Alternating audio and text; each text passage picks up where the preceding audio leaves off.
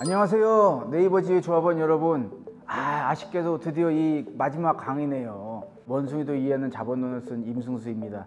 이번 시간에는 드디어 여러분이 가장 궁금해하실 내용, 노동자의 임금이란 과연 무엇인가? 이것에 대해서 설명을 해드리려고 합니다. 우리가 받는 임금이라고 하는 것이 우리가 일한 노동 시간과 일치하지 않는다는 것을 아셨을 거예요. 8시간을 일했는데 그 빵 공장에서 우리가 일당으로 받은 빵 하나의 가치는 8시간이 아니었잖아요. 3시간이었단 말이에요. 그러면 도대체 임금이라고 하는 게 뭐냐 이거예요. 우리는 대체로 임금을 어떻게 생각했냐면 지금까지 일한 만큼 받는다. 시급, 월급, 연봉이라고 하는 게 다 뭡니까? 우리가 시간 단위로 이 계산해서 뭔가 대가를 받는 거잖아요. 시급 2만 원의 일을 하면은 5시간 일을 하면은 곱하기 5에서 10만 원을 받으면 어떤 느낌이 듭니까? 이 10만 원은 내가 5시간 일한 그 노동의 대가구나. 월급도 그래요. 내가 출근해가지고 한 달을 일하면 내가 이 받는 400만 원, 500만 원 이 월급은 내가 일한 한 달 노동의 대가구나라고 이렇게 내가 일해준 시간과 이 받는 돈을 정확히 등가라고 생각을 하게 됩니다. 그런데 아까 보셨다시피 만약에 8시간 일하고 8만 원을 받게 되면 어떻게 되죠? 이윤이라는 게 발생하지 않아요. 그런데 자본주의 사회에서 민간 사기업들은 이윤 추구가 목적이잖아요. 그런데 이윤이 발생하지 않으면 당연히 회사를 운영할 리가 없겠죠. 운영할 수도 없고. 이게 무슨 얘기냐면은 자본주의 시스템에서 이윤이 발생하고 있다는 얘기는 무조건 노동자들이 자신이 일해준 것보다 일에 창출한 가치보다 덜 받고 있다는 얘기예요. 그럼 여기서 이제 의문점이 생기죠. 그러면 내가 받는 임금이 내가 가서 일해준 그 시간 그리고 그 내가 창출한 가치보다 훨씬 작은 것이라면 도대체 임금의 가치는 무엇이냐? 마르크스는 자본론에서 노동자가 받는 임금은 노동의 대가가 될 수 없으며 노동력의 대가라고 얘기했습니다. 쉽게 풀어서 설명을 드릴게요. 자, 우리가 노예제 사회를 한번 생각을 해보죠. 예를 들어서 제가 노예 주인이고 100명의 노예를 거느리고 있는데 제가 이 노예들한테 이게 뭐 주는 게 너무 아까운 거예요. 그래서 좀 이제 아끼려고 돈을 하루에 100명한테 쌀 한 톨씩만 주면 하루에 100톨로 끝나잖아요. 100톨로. 이 노예들이 일주일, 보름만 지나도 어떻게 되겠습니까? 굶어 죽겠죠. 그럼 누구 손해예요? 제 손해죠. 이 노예를 계속 부리려면 이 노예를 어떻게 해줘야 돼요? 착취를 지속하려면은 이 최소한 노예들을 먹고 살게는 해줘야 되는 겁니다. 자, 봉건사회로 와보죠. 봉건 지주나 영주들이 자신이 보유한 이 대토지 중에서 일부를 농노나 소작인한테 농사지으라고 내주고, 그러면 이 농노나 소작인이 거기서 농사짓고 나서 수확하면은 그 중에 절반 정도를 지대로 수취해 갔잖아요. 그런데 내가 좀 이제 질이 나쁜 악질 지주야. 그래서 야, 나는 반은 아니고 90% 좀 가져갈란다. 그럼 이 10%만 가지고 농민 가족이 먹고 살기가 힘들잖아요. 굶어 죽거나 도망갈 거 아니에요.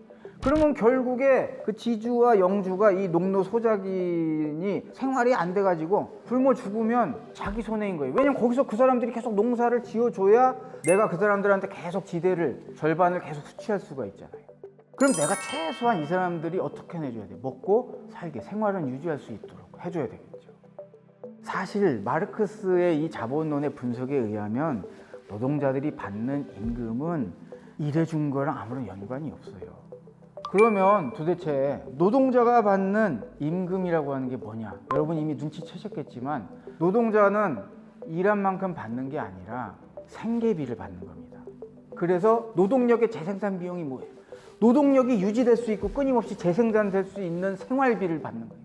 만약에 내가 죽으면 생활비를 가지고 키워놓은 자식이 다시 이 자본주의 사회에 태어나서 다시 이 착취의 메커니즘 속에서 노동자로서 또 기능할 수 있는 거잖아요.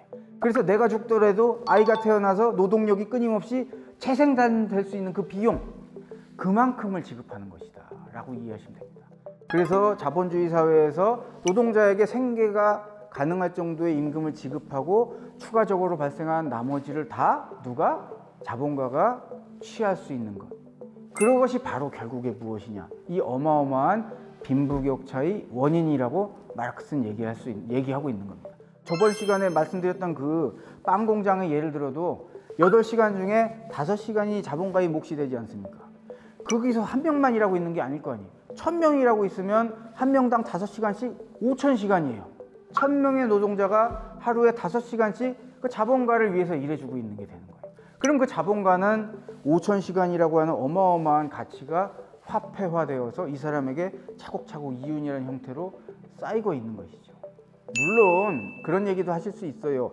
이 자본주의를 보면은 임금 격차라는 것도 굉장히 큰데 그 격차가 큰 임금 수준을 갖다가 다 생계비라는 걸로 그냥 퉁쳐서 얘기하면 설득력이 있냐? 그런데 이것도 이렇게 이해하실 수 있어요. 뭐냐면 물론 노동조합이 결성돼 있다든지 나만의 능력이 있어서 내가 연봉 협상력이 있으면 당연히 생계비보다 더 많은 부분을 따올 수는 있을 거예요. 하지만 그렇다 하더라도 자본가가 이윤을 전체를 포기할 정도로 양보를 하진 않겠죠. 게다가 노동조합도 결성되어 있지 않고 딱히 나만의 특별한 기술이 필요한 것도 아닌 자격증 같은 것도 필요 없는 정말 쉽게 대체가 가능한 그런 어떤 영역을 우리가 살펴보면 결국에 그런 일자리는 진짜로 어디로 수렴합니까? 임금 수준이. 그야말로 영화 신세계에서 박성웅 씨가 하는 살려는 드릴게. 살려는 드릴게 수준으로 임금 수준이 진짜로 생계가 딱 가능한 수준에서만 임금 수준으로 그 수준으로 이제 수렴한단 말이에요. 그래서 여러분 노동조합이 만들어져서 임금 협상을 할 수 있고 이런 게 얼마나 노동자에게 큰 협상력이 되는지 그리고 나의 임금 수준을 끌어올릴 수 있는 중요한 것인지 이게 여러분 이제 아실 겁니다. 자, 그러면 여러분 이제 궁금함이 생길 거예요. 어떻게 대부분의 사람들이 이거를 당연하다고 생각하면서 이 착취를 아무것도 모른 채로 받아들이고 있을까? 그 부분에 대해서 제가 말씀드리고 싶습니다. 신기하게도요, 노예제, 봉건제, 자본주의 이 모든 사회를 가로질러서 이 착취를 합법화시키고 정당화시키는 명분이 동일해요. 바로 이 명분이 뭐냐? 소유권입니다. 노예제 사회를 보면은 노예 주인이 노예를 합법적으로 착취할 수 있는 명분이 뭐예요? 노예는 노예 주인의 소유물이에요. 그 소유권 관계가 법적으로 확립이 되는 순간 노예 주인은 노예를 착취해도 그것이 불법이다, 합법이다? 합법이 되는 거예요. 먹고 살 만큼만 주고 남은 걸 내가 싹 가져가도 합법이 되는 거예요. 봉건사회로 와보죠. 지주나 영주들이 농노 소작인이 열심히 농사 지은 거에 절반을 합법적으로 가져가는 명분이 뭡니까? 저 광활한 대토지는 나의 소유물. 그 소유권 관계가 법적으로 인정되는 순간 농노 소작인이 열심히 농사를 지어도 그 절반을 이 사람이 싹 다 가져가도 불법이 돼요? 합법이 돼요? 합법이 되는 거예요. 바로 거기서 이 어마어마한 빈부격차, 합법적 빈부격차가 발생하는 거죠. 자, 그럼 자본주의 사회는 어떨까요? 자본주의 사회에서 자본가가 노동자에게 먹고 살 만큼만 지급하고 남은 것을 자기가 싹 다 이윤으로 가져가는 게 합법화되는 명분이 뭐예요? 이 회사, 이 공장은 나의 나의 소유물. 그게 법적으로 인정되는 순간 이 착취가 완벽한 합법화가 되는 겁니다. 그래서 마르크스는 얘기를 해요, 자본론에서. 결국에는 이 착취와 불평등을 합법화시켜주는 소유권이 이 문제의 핵심이다. 그래서 마르크스가 얘기하는 게 뭡니까? 결국에는 사회주의로, 공산주의로 가야 되는 방향을 얘기하는데 그게 뭘 얘기하죠? 결국에는 생산수단을 사회화해야 된다. 사실 여러분 현대 자본주의 사회는 이미 자본주의와 사회주의적 성격이 혼합되어 있는 혼합경제 시스템이라고 하는 건 다들 아실 거예요. 우리나라의 어떤 GDP, 1년 동안 이 발생한 GDP가 100이라고 하면은 그 중에 30% 정도는 정부가 세금이나 공공보험료 쪽으로 거둡니다. 여러분이 내는 의료보험료라든지 세금 같은 걸 얘기할 수 있겠죠. 정부는 그걸 맘대로 사용하나요? 그게 아니죠. 계획을 세워서 사용하잖아요. 굉장히 계획경제 시스템인 거죠, 일종의. 사회주의적 성격이 강한 거예요. 그래서 여러분 만약 자본주의가 그냥 모든 것을 이 자본주의 시스템에 다 맡겨뒀더라면 지금 우리는 어마어마한 노동 착취와 노동조합도 법적으로 인정받지 못하고 살인적인 노동 강도에서 일하고 있을 거예요. 그런데 노동조합들이 노동조합을 만들고 이러한 제도 개선을 요구하면서 투쟁한 결과로 이 근로기준법도 생기고 그리고 공공부문에서 우리에게 필요한 기본적인 것들, 교육이라든지 의료 문제를 사회주의적으로 해결하면서 점점 사회의 공공성이 확충되고 있는 겁니다. 그래서 우리 노동조합들이 사회 공공성을 얘기하고 공공부문 강화를 얘기하는 것은 결국에 어떻게 하자는 거냐, 사회에서 만들어낸 이 총재화 중에서 더 많은 부분을 우리 국민들, 이 노동자들이 보편적으로 공공서비스로서 아니면 공공보험으로서 누릴 수 있는 좀 더 평등한 사회로 가자는 의미를 내포하고 있는 겁니다. 그래서 노동조합이 이 공공성에 대해서 가지는 관심이 이렇게 중요한 겁니다, 여러분. 아시겠죠? 그래서 오늘 얘기한 걸 좀 정리하자면, 임금이라고 하는 것은 노동의 대가가 될 수 없다는 거예요. 그럼 우리가 받는 임금의 정체는 뭐냐? 노동력의 대가다.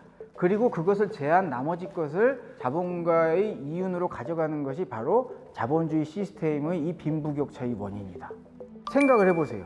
일론 머스크나 제프 베이조스 같은 이 어마어마한 부자들이 아무리 똑똑하다고 하더라도 네이버의 개발팀장을 그분들이 하고 있으면은 그 어마어마한 부를 거머쥐겠습니까? 월급 받고 있겠어요?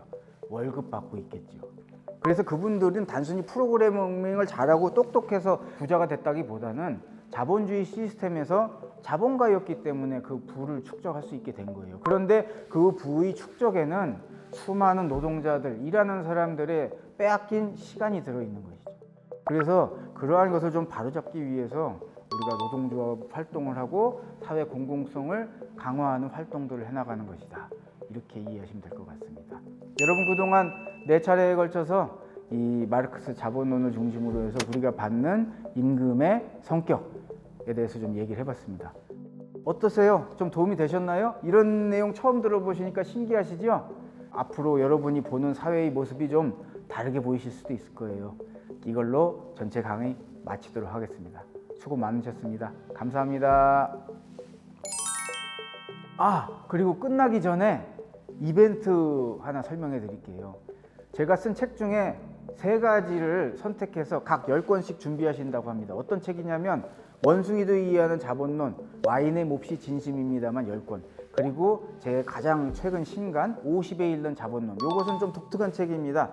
소설 형식으로 이야기로 버무린 마르크스 자본론이에요. 이렇게 해서 총 30권을 가지고 이 강의를 열심히 들어주신 여러분 중에서 추첨을 해가지고 이 책을 증정하는 이벤트를 노동조합에서 진행한다고 하니 많은 관심 부탁드립니다.